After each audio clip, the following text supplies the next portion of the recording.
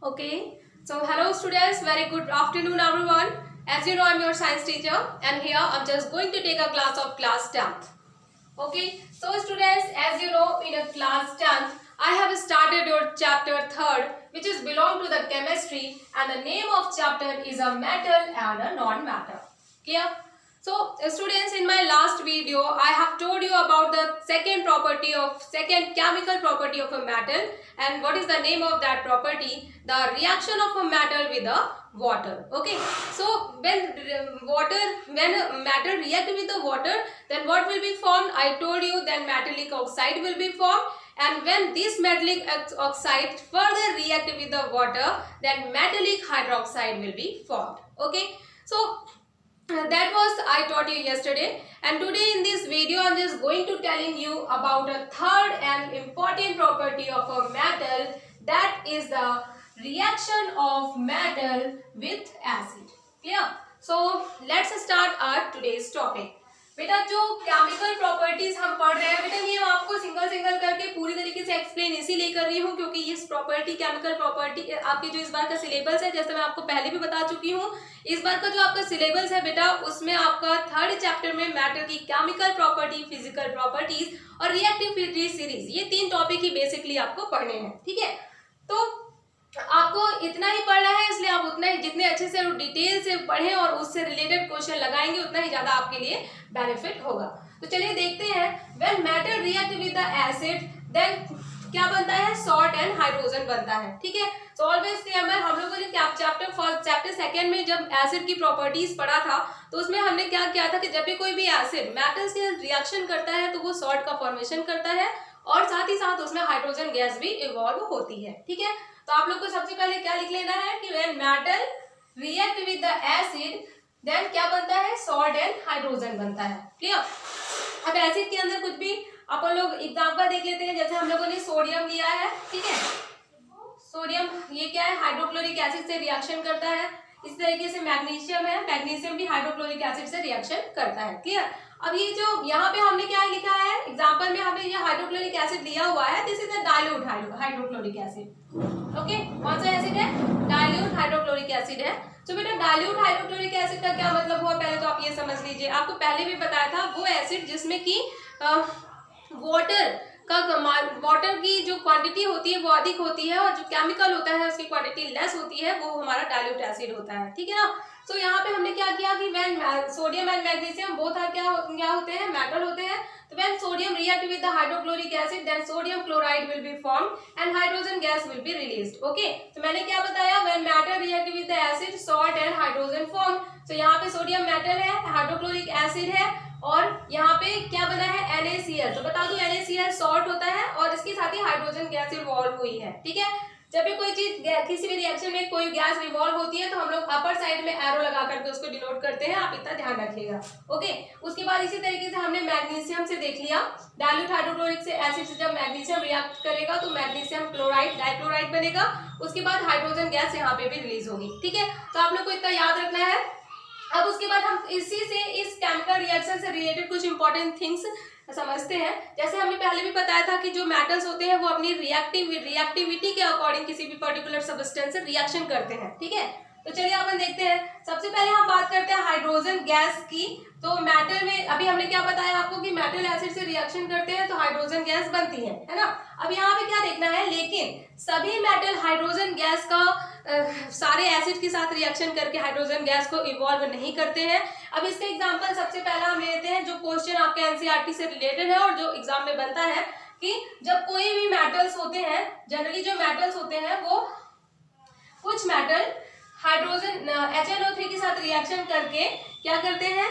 Hydrogen gas को इवॉल्वेशन नहीं करते, या एक तरीके से कहते हैं when metal react with the HNO3 तो some metal are not evolve hydrogen gas. ठीक है, अब एग्जांपल देख लेते हैं. जैसे हम सोडियम का रिएक्शन हम HNO3 से कराएंगे तो क्या होता है, या फिर मैग्नीशियम की रिएक्शन कराएंगे HNO3 से, तो ये क्या करेगा? ये रिएक्शन करके हाइड्रोजन गैस का इवॉल्वेशन इसमें नहीं होगा. याद रखिएगा. अब क्यों नहीं होगा? क्योंकि देखिए यहाँ पे क्या है, ये जो नाइट्रिक एसिड होता है बेटा HNO3 जिसके आप लोग रिएक्शन कराओगे तो इसमें ये जो नाइट्रिक एसिड होता है जब वो मेटल के साथ रिएक्शन करता है, यहाँ पे मैंने एक रिएक्शन लिखी है, देखिए मैग्नीशियम की, ठीक है ना। आप सोडियम का यहाँ पे हटा दीजिए, यहाँ पे मैं आपको मैग्नीशियम के एग्जांपल से आपको समझा सकती हूँ कि सोडियम का भी इसी तरह से हो सकता है। तो जब metal nitric acid HNO3 nitric acid से रिएक्शन करता है तब क्या होता है, हाइड्रोजन गैस इवॉल्व नहीं होती। इसका दो रीजन है। क्या रीजन है? सबसे पहला, ये जो नाइट्रिक एसिड होता है बेटा, ये गुड ऑक्सीडाइजिंग एजेंट है। कौन सा एजेंट है? ऑक्सीडाइजिंग एजेंट होता है, याद रखिएगा, ये इंपॉर्टेंट है। और इस वजह से ये जो नाइट्रिक एसिड होता है ये रिएक्शन में जो हाइड्रोजन को क्या करता है, एज अ वाटर ऑक्सीडाइज कर देता है, ठीक है, हाइड्रोजन को एज अ वाटर ऑक्सीडाइज कर देता है और खुद को रिड्यूस कर देता है in the form of a nitrogen, खुद रिड्यूस हो जाता है नाइट्रोजन के ऑक्साइड के फॉर्म में। अब वो नाइट्रोजन के ऑक्साइड कुछ भी हो सकते हैं, जैसे नाइट्रोजन डाइऑक्साइड हो सकता है, नाइट्रोजन ऑक्साइड हो सकता है जिसका एनो फॉर्मूला होता है, ठीक है। अब अपन एग्जांपल देखा, जैसे magnesium react with the HNO3 nitric acid, then क्या बन जाएगा, डायरेक्टली सॉल्ट तो बनेगा, मैग्नीशियम नाइट्रोक्साइड, ये क्या है, मैग्नीशियम नाइट्रेट बना और इसमें ही क्या बन गया आपका, ये नाइट्रोजन ऑक्साइड बना और फिर वहां पे वाटर भी इसी में रिलीज होगा जो कि hydrogen as a water oxidize हो जाएगा, ठीक है ना। इसी तरीके से मैग्नीशियम की हमने बात किया। अब इसी में तीसरी केस आपको क्या देखना है, अगर हम मैग्नीज की बात करें, जैसे सोडियम और मैग्नीशियम की हमने बात कर लिया, जिस तरह से रिएक्शन कराए, तो ये क्या करते हैं, कुछ metal like sodium and magnesium ये नाइट्रिक एसिड से रिएक्शन करके हाइड्रोजन गैस प्रोड्यूस नहीं करते हैं। ऑलवेज रिमेंबर, यहाँ पे nitric acid as a oxidizing agent क्यों नहीं करते हैं, इसका रीजन क्या होगा, because of nitric acid here act as a oxidizing agent and it oxidize hydrogen as a water molecule, clear, and it itself reduce in the form of a nitrogenous oxide, clear। इतना आप लिख सकते हो। फिर आपको कोई example भी दिखा देना है, जैसे हम लोगों ने अभी हम इसके केस में भी देखेंगे, अगर सोडियम का भी आप रिएक्शन लिख सकते हो, तो यहाँ पे 2HNO3 आप रिएक्शन करेंगे तो आपका ये यहाँ पे सोडियम नाइट्रेट बन जाएगा और उसके बाद फिर NO2 आपका NO ऑक्साइड बनेगा, ठीक है। सो यहाँ पे हम लोगों ने क्या देखा कि देखिए दोनों ही हाइड्रोजन गैस का इवोल्यूशन नहीं हो रहा है, ठीक है। अब हम तीसरे केस की बात कर रहे थे, हम किसकी बात कर रहे थे, मैग्नीज की अगर बात करें, ठीक है। तो मैग्नीज जब नाइट्रिक एसिड से रिएक्शन करता है तो ये क्या करता है, अब यहाँ पे हमने क्या देखा कि यहाँ पे नॉर्मली कॉन्सेंट्रेटेड नाइट्रिक एसिड के साथ तो ये रिएक्शन नहीं कर रहे हैं, ठीक है, नॉर्मली, और ये इसके साथ रिएक्शन नहीं कर रहे। लेकिन अगर हम मैग्नीज की बात करें बेटा, तो मैग्नीज एलिमेंट मेटल जो होता है वो वेरी डाइल्यूट, इसको मैं आपको यहाँ पे लिख देती हूँ, इसको मैग्नीज की रिएक्शन में आपको क्लियर बता देती हूँ, जैसे वेट करिए, यहाँ तक आप समझ लीजिएगा, ठीक है। और इसको आप नोट भी कर लीजिएगा, ये आपके बुक में, आपके जो NCERT बुक में है वो थ्योरिकल फॉर्म में लिखा हुआ है, रिएक्शन फॉर्म में इस तरह से है, तो इस रिएक्शन को आप नोट कर लीजिएगा, वो आपके लिए ज्यादा बेटर होगा, क्लियर। और अब मैं इसको रिलीज करके थोड़ा सा मैग्नीज की थर्ड केस की बात करती हूँ।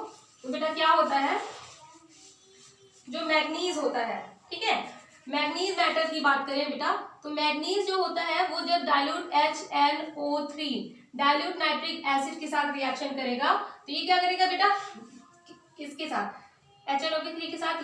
यहाँ पे जो नाइट्रिक एसिड है अगर वो वेरी डाइल्यूट होगा, बहुत ही ज्यादा डाइल्यूट, मतलब बहुत ही कम मात्रा उसमें केमिकल की होगी, तो ये आसानी से मैग्नीज सेकेंड नाइट्राइड और नाइट्रेट और साथ ही साथ इसमें हाइड्रोजन गैस इवॉल्व होगी, ठीक है। तो मैग्नीज किस केस में इवॉल्व करेगा, वो जब वेरी डाइल्यूट नाइट्रिक एसिड के साथ रिएक्शन कराएंगे तब यहाँ पे मैग्नीज हाइड्रोजन गैस को इवॉल्व करता है। तो ये तीनों ही केस आपको याद रखना होगा क्योंकि इसी से रिलेटेड एग्जाम में क्वेश्चन आएंगे। आपको ये पता होना चाहिए कि कौन वेरी डाइल्यूट के साथ हाइड्रोजन गैस देगा, कौन नाइट्रिक एसिड के साथ रिएक्शन करके हाइड्रोजन गैस इवॉल्व नहीं करेगा, और अगर नहीं करता है तो क्या है इसका रीजन आपको मैंने बता दिया है, ओके। अब चलिए हम बात करते हैं अब रिएक्टिविटी सीरीज के अकॉर्डिंग या हम उसकी रिएक्टिविटी के अकॉर्डिंग नाइट्रिक एसिड या एसिड के साथ रिएक्शन कौन सी एलिमेंट आसानी से कर सकते हैं। तो जो मोर रिएक्टिव एलिमेंट होंगे वो आसानी से रिएक्शन करेंगे, जो लेस रिएक्टिव एलिमेंट होंगे वो आसानी से रिएक्शन नहीं करेंगे, ये आपको पता होना चाहिए। तो ये इसका ऑर्डर है रिएक्टिविटी का, मैग्नीशियम, एल्यूमिनियम, जिंक, आयरन, ठीक है। मैग्नीशियम मेटल एसिड के साथ आसानी से रिएक्शन करेगा, जनरली रिएक्शन डाइल्यूट एसिड के साथ होगा, उसके बाद फिर एल्यूमिनियम, जिंक एंड आयरन, ठीक है। एक्टिविटी 3.1 में ये दिया हुआ है, आप अच्छे से देख लीजिएगा। थर्ड रिएक्शन में आप लोग देख लीजिएगा। हाँ, अब यहाँ पे एक चीज और निकल के आ रही है जो इंपॉर्टेंट बनती है, एक्वाराइजा। ठीक है, तो एक्वाराइजा क्या होता है बेटा, सबसे पहले बता दें, aqua regia it is the mixture of two concentrated acid. ठीक है ना, इसको हम लोग क्या कहते हैं, रॉयल वाटर भी कहते हैं, याद रखिएगा, ये उसमें क्वेश्चन इंपॉर्टेंट मतलब ऑब्जेक्टिव में भी आ सकता है। ठीक है, सो बेटा aqua regia it is a royal water and it is a mixture of two acid. और कौन कौन से एसिड होते हैं बेटा, इसमें concentrated hydrochloric acid and concentrated nitric acid को 3:1 में के रेशियो पर मिलाया जाता है और फिर क्या बनाया जाता है, एक एसिड का मिक्सचर प्रिपेयर होता है जिसे ही हम लोग एक्वाराइजा कहते हैं। It is used in the chemistry lab, chemistry lab में इसका यूज किया जाता है। 3:1 का मतलब क्या हुआ कि हम हाइड्रोक्लोरिक एसिड का जो हम रेशियो लेंगे वो 3 रेशियो लेंगे, उसका 3 पार्ट लेंगे एंड 1 पार्ट क्या होगा उसमें नाइट्रिक एसिड का होगा। ठीक है, याद रखिएगा दोनों ही कॉन्सेंट्रेटेड एसिड है, उनके मिक्सचर से बनता है एक्वाराइजा।